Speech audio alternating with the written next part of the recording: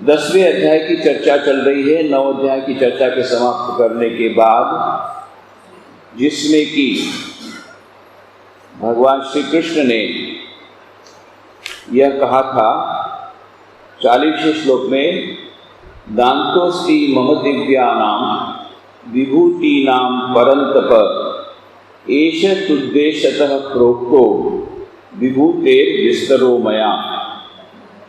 हे अर्जुन, मेरी अलौकिक विभूतियों का अंत नहीं है, किंतु यह विभूतियों का विस्तार के साथ वर्णन मेरे द्वारा संक्षेप में किया गया। क्यों किया गया? क्योंकि अर्जुन ने प्रारंभ में ही प्रश्न पूछा, भगवान आपने कुछ तो मुझे अपने दिव्य स्वरूप की बात बताई, पर मैं आपकी विभूतियों का विस्तार से वर्णन जानना चाहता हूँ। भगवान ने बहुत सारा ये 10वें अध्याय में विभूतियों का वर्णन किया। किस प्रकार से यज्ञानाम जप योग्योस्मि सावरणाम हिमालय, यज्ञों में मैं जप यज्ञ हूँ, पहाड़ों में मैं हिमालय हूँ। ऐसी सभी प्रकार के जो सर्वश्रेष्ठ बातें हैं सभी वस्तुओं की, उसमें मैं हूँ, ऐसा करके बाद में अर्जुन के प्रश्न का उत्तर देते हुए कहते हैं, तूने मुझे कहा था विस्तार से वर्णन करने के लिए, पर मैंने अभी तक जो वर्णन किया वो संक्षेप में ही है। ये मैंने ट्रेलर दिखाया, अभी फिल्म तो पूरा दिखाने का समय नहीं है। पर इतना ही समझ ले, जहाँ जहाँ तुझे कोई भी विशेषता दिखे, वो विशेषता उस मनुष्य की, उस वस्तु की नहीं है, उसके भीतर मैं जो अवस्थित हूँ उसकी वो विशेषता है। मेरी विभूति प्रत्येक जगह पर है। जगह जगह जहाँ पर भी तुझे कोई अट्रैक्शन दिखे, कोई आकर्षण दिखे, कोई महानता दिखे, कोई विशेषता दिखे, वह विशेषता उस वस्तु की या उस व्यक्ति विशेष की नहीं है। उसका कारण मैं हूँ, क्योंकि मैं उसमें हूँ, उसके कारण तुम्हें वह वस्तु अच्छी लगती है। तो कहने का मतलब, विभूति के रूप में मैं सभी जगह विराजमान हूँ, परंतु उसका मैनिफेस्टेशन, दिव्यता तो सभी जगह है, प्रत्येक मनुष्य के भीतर दिव्यता है। Consciousness is a singular of which the plural is unknown. ये मॉडर्न साइंस ने प्रमाणित कर दिया। नोबेल प्राइज फिजिसिस्ट ने, श्रोडिंगर ने यही कहा, consciousness is a singular of which the plural is unknown. वह चैतन्य तत्व एक है, दो नहीं है। जो हमारे शास्त्रों में कहा, ईशावास्योपनिषद में, ईशावास्यमिदं सर्वम यत्किंच जगत्याम जगत तेन तक्केन बुद्धिता मागृत कससिद्धनम। वही एक चैतन्य तत्व से सारा विश्व में वही चैतन्य तत्व ओतप्रोत है, सभी जगह मैं हूँ। पर यह विभूति का वर्णन करने का अर्थ क्या है कि सभी जगह मैं हूँ, परंतु सभी जगह मेरा मैनिफेस्टेशन समान नहीं है, अभिव्यक्ति समान नहीं है।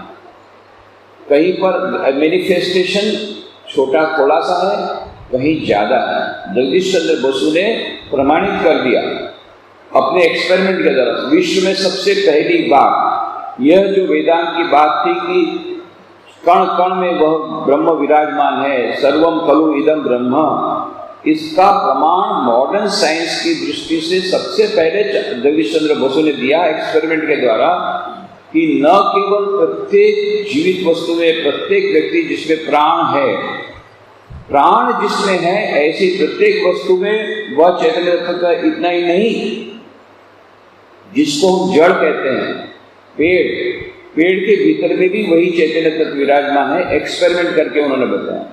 छुई मुई का जो पौधा रहता है, आपने देखा होगा, छुई मुई का पौधा, उसके पास हाथ डालो तो मुरझा जाता है। जैसे लज्जा के मारे हम लोग मुरझा जाते हैं, लड़कियां मुरझा जाती है, ऐसे वो पेड़ के पौधे को, छुई हुई के पौधे को आप थोड़ा सा नजदीक हाथ ले जाइए, मुरझा जाता है, उसको लज्जा लग जाती है, इसलिए उसका नाम है छुई हुई का पौधा। तो ये छुई हुई का पौधे के द्वारा उन्होंने एक्सपेरिमेंट करके बताया कि पौधे में भी प्राण है, वो चैतन्य तत्व है। फिर बाद में और भी उन्होंने उस तरंगों को बहुत ज़्यादा एम्पलीफाई करके लोहे जैसी वस्तु में भी वही प्राण केंद्र है, वो भी बताया। ये सबसे पहली बार विज्ञान है।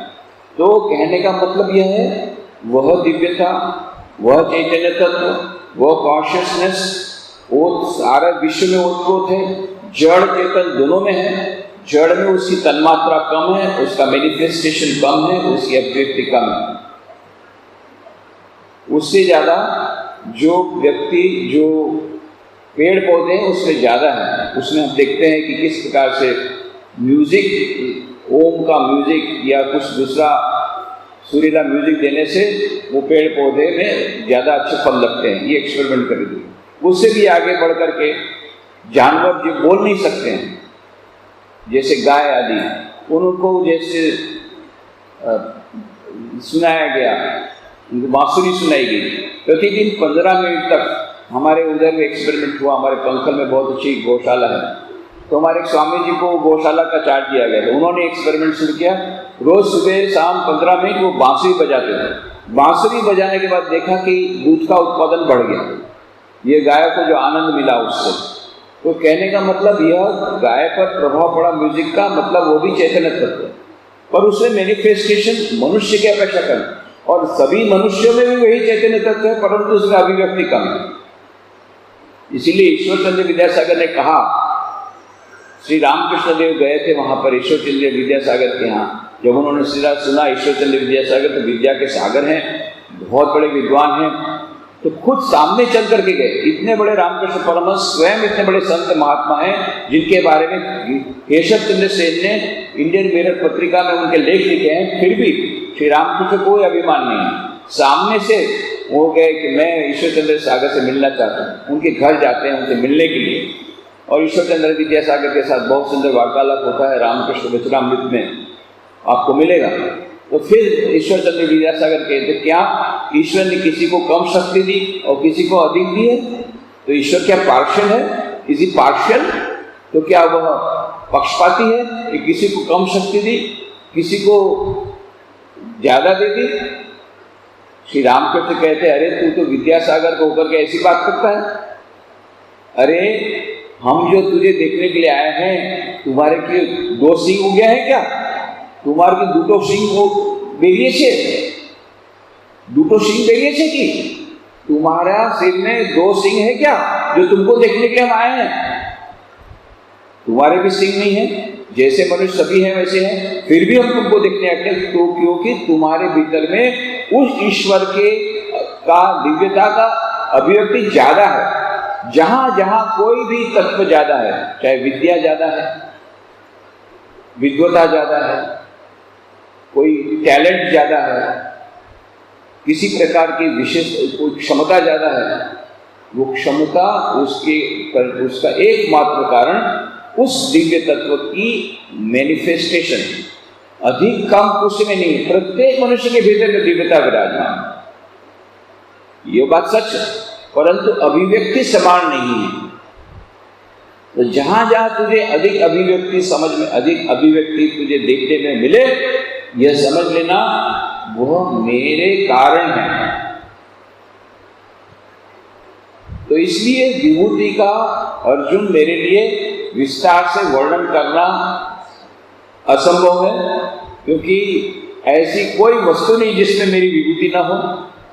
प्रत्येक वस्तु में मेरा ही वह मेरी विशेषता है। पर मैंने संक्षेप में तुझे ट्रेलर दिखाया कि यदि सब लोग बोलते हैं पहाड़ों में सर्वश्रेष्ठ कौन सा, हिमालय, तो मैंने बताया हिमालय में मैं हूं। यज्ञों में सबसे सर्वश्रेष्ठ कौन सा यज्ञ है, जप यज्ञ, तो जप यज्ञ में मैं हूं। इस प्रकार से उदाहरण के द्वारा, क्यों यह उदाहरण किया कि हमको ध्यान करने के लिए सुगम हो सके। वैसे तो सभी जगह ईश्वर विराजमान है, पर उसकी चैतन्य तत्व, उसका जो चैतन्य तत्व जहाँ उसका अधिक मैनिफेस्टेशन हुआ है, जहाँ उसकी ज्यादा उसकी अभिव्यक्ति हुई है, उस व्यक्ति विशेष में या उस वस्तु में उसका ध्यान करने के लिए सुगमता होती है। इसलिए यह श्री कृष्ण भगवान ने कुछ उदाहरण मात्र दिए। उदाहरण देने के बाद कहते हैं कि मेरी अलौकिक विभूतियों का अंत नहीं है, अनंत विभूतियां हैं, अनंत, इन्फिनिट, अनलिमिटेड, गिनने में नहीं आ सकती है। किंतु यह विभूतियों का विस्तार के साथ वर्णन संभव नहीं है, पर मैंने संक्षेप में तुम्हारे समक्ष किया। और उस अनंत को आप कैसे व्यक्त कर सकेंगे? पिछले वक्त भी हमने वह उदाहरण दिया था, एक छोटा सा भी हम लोग व्यक्त नहीं कर सकते। तो दिया गया इस प्रकार से,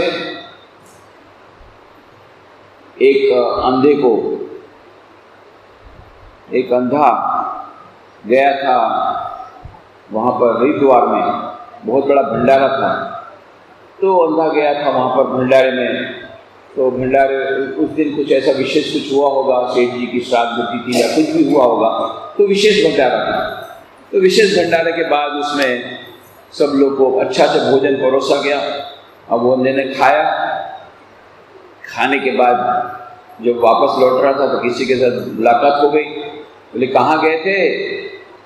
सूरदास, सूरदास कह के बुलाते हैं ना उसको सम्मान देने के लिए। सूरदास जी के अंधे थे। तो कोई भी अंधा रहता है, जैसे आप प्रज्ञाचक्षु कहते हैं गुजरात में, वहाँ उस तरफ सबको सूरदास बोलते हैं। क्यों सूरदास, कहाँ गए थे? बोले अरे वो फलाने सेठ का भंडारा था। अरे तू क्या, तुम नहीं गए? नहीं, मुझे पता ही नहीं था। अरे क्या तुमने क्या खो दिया, इतना बढ़िया भंडारा था। अरे बहुत आइटम थी इस प्रकार का, इतना सारा ऐसा। तो क्या क्या था? बोले पूड़ी थी, सब्जी थी, और उसके बाद में खीर थी।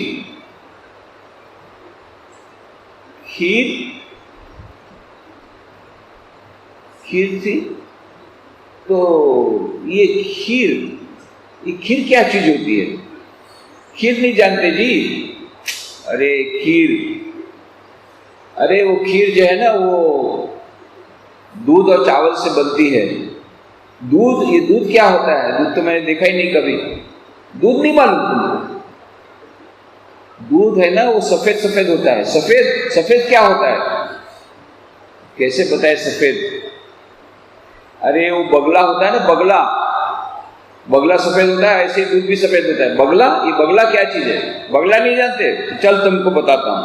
तो दूसरे अंधे को उसने बताया, ऐसा ऐसा ऐसा करके, बोले ऐसा बगला होता है। जो हाथ को पढ़ो, हाथ को पकड़ कर, ऐसा बगला होता। अरे भैया, ये तो खीर तो बड़ी टेढ़ी है।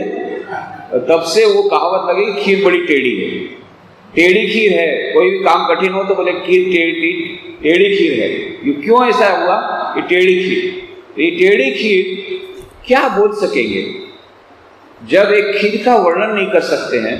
खीर नहीं कर सकते, कैसा खीर का स्वाद है, ब्रह्म कैसा है, अनंत ब्रह्म का वर्णन। इसीलिए कहा यतो वाचो निवर्तन्ते अप्राप्य मनसा सह, जहां से मन वापस लौटता है, उस मन और बुद्धि से परे वह जो अनंत है, इन सभी सीमाओं के परे है। हमारा मन इन सीमाओं के भीतर में है। और इसीलिए पॉल डेविस ने कहा माइंड ऑफ गॉड की किताब में, it is not possible to know the mind of God by scientific analysis. नहीं संभव है। यदि मान लो हम अनंत को भी जान लें, इन्फिनिट को भी जान लें, और सब इन्फिनिट मिला करके हम उसको कैंटरस एब्सोल्यूट नाम दे दें, और फिर उस कैंटरस एब्सोल्यूट को जानने का प्रयत्न करें, तो नॉट पॉसिबल, संभव नहीं। क्यों? कैंटरस absolute contains the mind of the person who is wanted to know the mind कैंटरस एब्सोल्यूट। जिस कैंटरस एब्सोल्यूट को जानना चाहता है वह ज्ञाता, उसका मस्तिष्क भी, उसका दिमाग भी उसी कैंटरस एब्सोल्यूट में है। How to know the knower? हम अपने आप को कैसे जान सकते हैं? It is not possible to know the mind of God by any objective analysis or method. और फिर लास्ट में कहा perhaps the mystical process is the only process whereby you can have the knowledge about the mind of God. The mystical process, केवल समाधि की अवस्था में ही मन की विशेष अवस्था जब जाती होती है, जब वो समय के परे चला जाता है, when the time becomes indeterminate, उस अवस्था में ही हम उसकी कुछ झलक देख पाते हैं।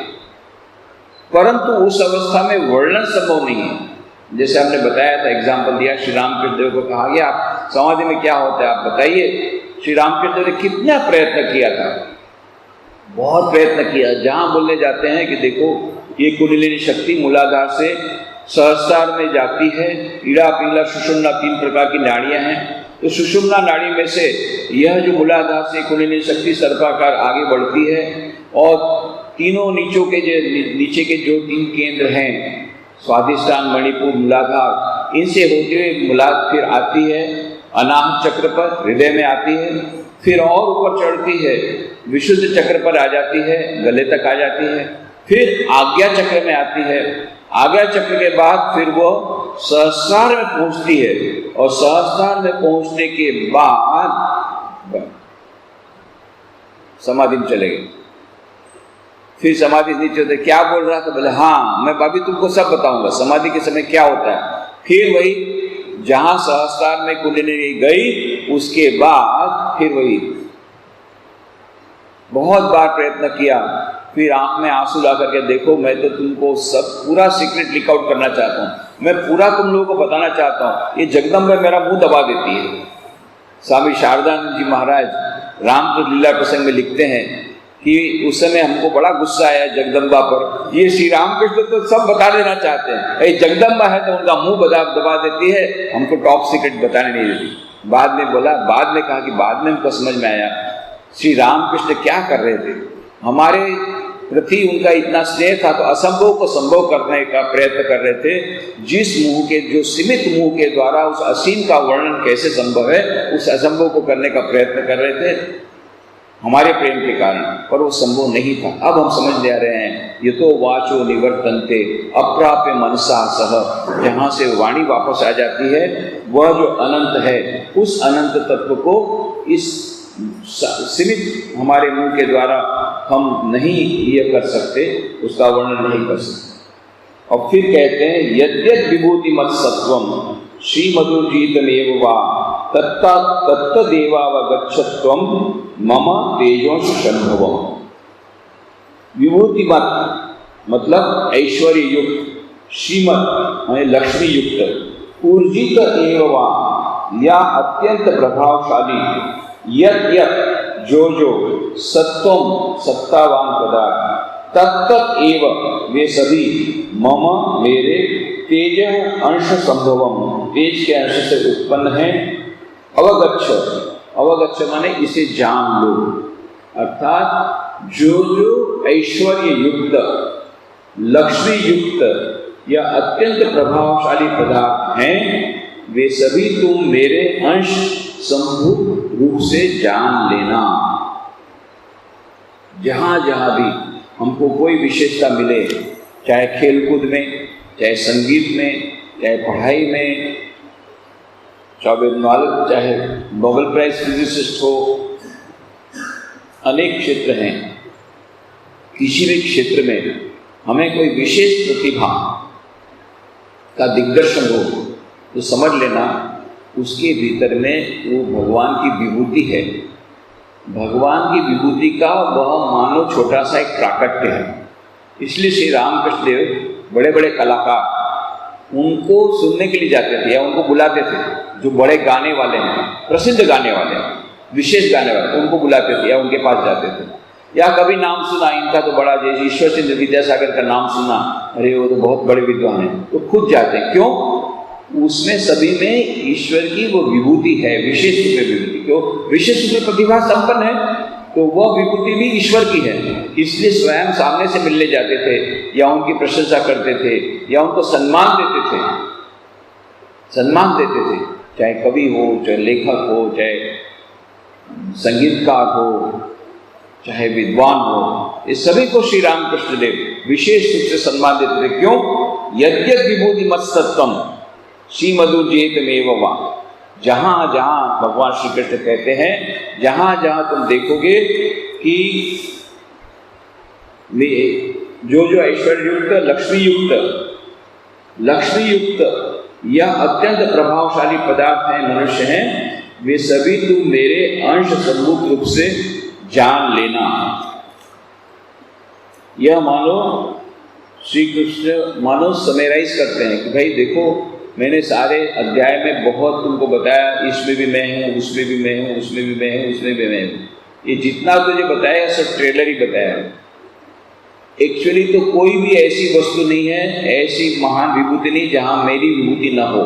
ये जितनी विभूतियाँ तुम देखते हो, जहाँ भी तुम्हें कुछ अट्रैक्टिव नजर आता है, जहाँ भी तुम्हें कुछ प्रभावशाली नजर आता है, जहाँ भी तुम्हें कुछ श्री युक्त मतलब केवल लक्ष्मी, मतलब श्री मतलब लक्ष्मी, लक्ष्मी युक्त मतलब ये कहने का मतलब नहीं केवल जहाँ पैसा ज़्यादा है, पर जहाँ भी हम लोग जिसको बोलते हैं संपत्ति, केवल वो संपत्ति फिजिकल संपत्ति नहीं, गुणों की संपत्ति, गुणों के बहुत सारे गुणों का वहाँ पर आविर्भाव, ये सब ये भी हैं। और यह विशेष कर प्रभावशाली किसी भी क्षेत्र के हों, चाहे व्यक्ति हो चाहे वस्तुएं हो, इन सब के भीतर में जो ऐश्वर्य है वो ऐश्वर्य मेरा है।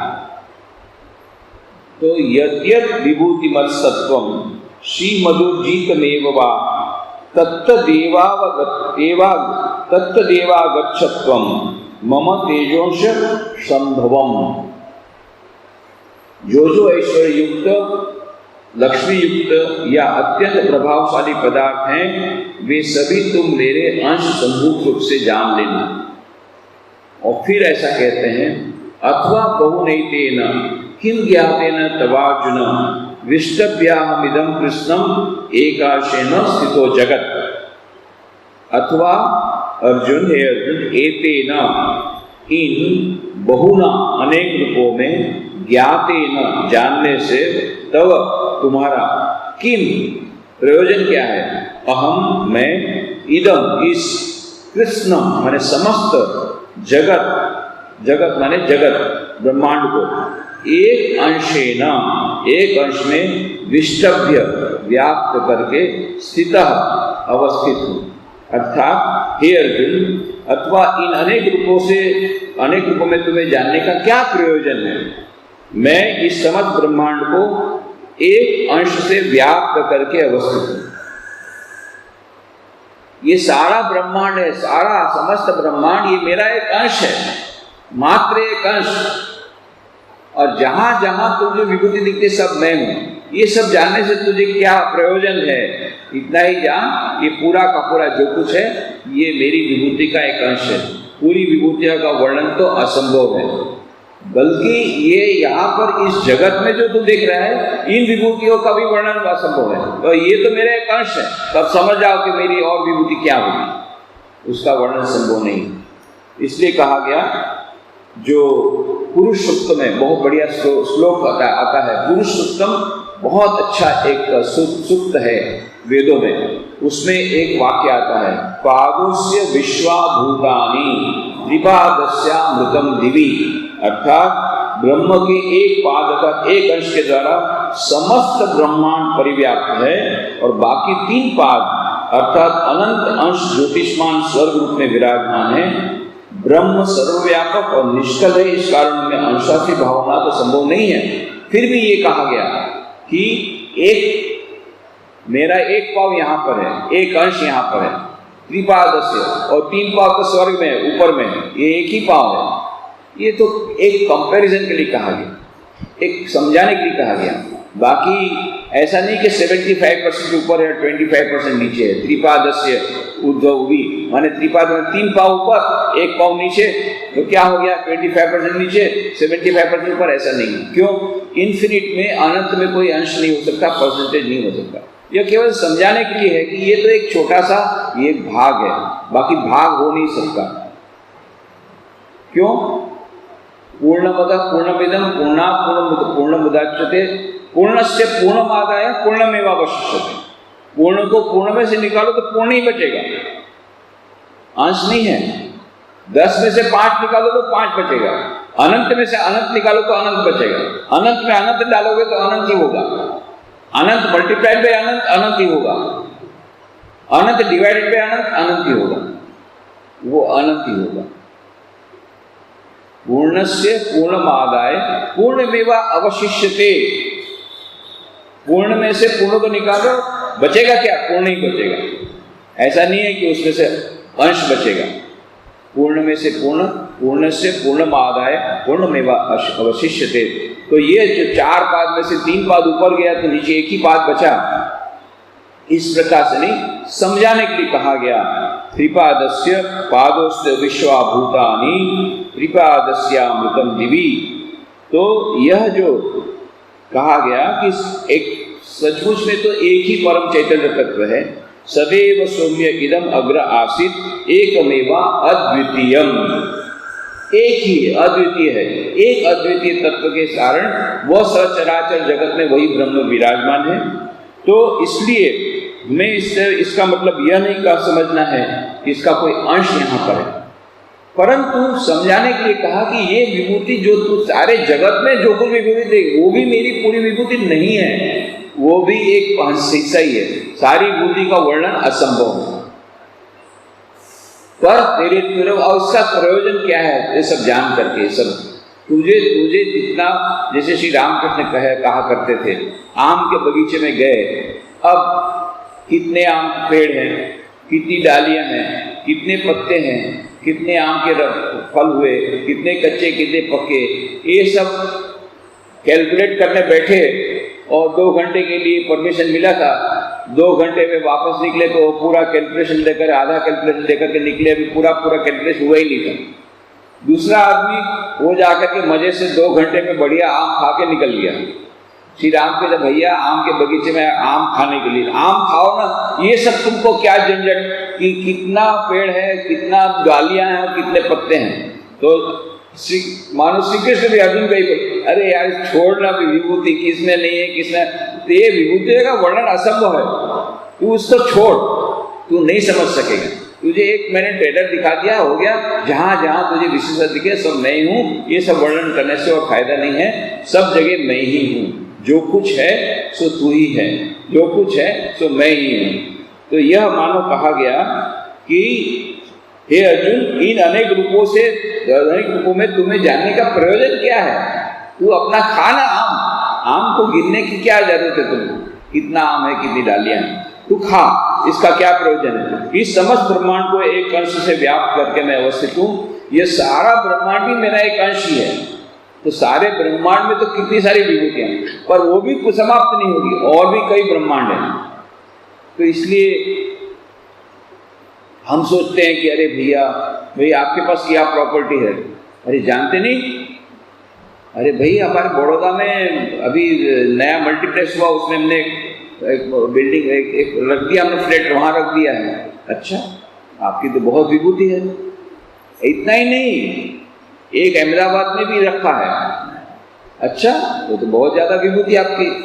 एक कलकत्ता में रखा, क्योंकि बाद में कभी भी रिटायर के बाद तो कलकत्ता जाना ही पड़ेगा, वहीं हमारा मूल है। तो एक कलकत्ता में भी फ्लैट रखा है, तो आपकी तो बड़ी विभूति है। अरे भैया, सारा एक पूरा इतना बड़ा विश्व, उसमें कितनी सारी गैलेक्सियां हैं, उसमें से एक गैलेक्सी मिल्की गैलेक्सी, उस मिल्की गैलेक्सी में एक सौर मंडल, कितने सारे तारे हैं, अब जो तारे में से एक तारा है उसका नाम है सौर मंडल। उस सौर मंडल में एक ग्रह नाम का पृथ्वी, उस पृथ्वी ग्रह में इतने सारे देशों में छोटा एक देश है भारत, उस भारत देश में एक छोटा सा गुजरात राज्य, उसमें एक छोटे से शहर में, एक छोटा शहर नहीं पर एक छोटा सा हिस्सा, ऐसा एक शहर में 2 फ्लैट हो गए तो जय बड़ी मेरी तो बहुत विभूति हो गई। ये विभूति का ऐसा नहीं है कि एक किसी आदमी की विभूति को वर्णन कर सकते हैं। मेरे 3 फ्लैट है, 10 फ्लैट है, 15 है, 20 है, न्यूयॉर्क में वो ऑफिस है, वहाँ ऐसी ऑफिस है। मान लो अंबानी भी बोलेगा तो कितनी ऑफिस है? अच्छा, टाटा भी कितनी ऑफिस है तुम्हारी? 100, 150, 200 ऑफिस है, कितना है, कितने प्लांट हैं, कितने? लिमिटेड। पर भगवान की जो विभूति है वो अनंत है, उसमें कोई लिमिट नहीं है, अनलिमिटेड। तो इसीलिए कहा, पुरुष सूक्त में भी कहा गया, सभूमि विश्वतो वृत्वा अत्युत्कृष्ट दशांगुलम। कहने का मतलब यह जो ब्रह्मांड को पूर्णतः आवृत करके 10 अंगुल ऊपर भी है। 10 अंगुल कहने का मतलब नहीं कि 10 फिंगर्स, अंगुल मतलब फिंगर, कहने का मतलब वो अनंत है, उसका कोई कैलकुलेशन नहीं हो सकता है। मुंडकोपनिषद में भी कहा गया कि ब्रह्म वेदम अमृतम पुरस्तात् ब्रह्म पश्चात् ब्रह्मं दक्षिणतश्चोत्तरेण अधश्चोर्ध्वश्च प्रस्तुतम ब्रह्मैव वेदम विश्वमिदं वरिष्ठम। अर्थात सामने जो पदार्थ दिखाई पड़ते सभी आनंद स्वरूप ब्रह्म है, ब्रह्म पीछे भी है, दक्षिण उत्तर में भी ब्रह्म ही है, नीचे और ऊपर भी ब्रह्म ही व्याप्त है। यह विशाल ब्रह्मांड ब्रह्म ही है, इसके अतिरिक्त और कुछ नहीं है। वह विश्व से अनंत बोले ग्रह हैं, उन्होंने अभी तक पूर्णतया अपना विकास नहीं किया है। इसी बात को श्री भगवान कृष्ण ने इस वाक्यों के द्वारा समझाया। क्या? एकाशेन स्थितो जगत, एक अंश से ये जगत में स्थित है।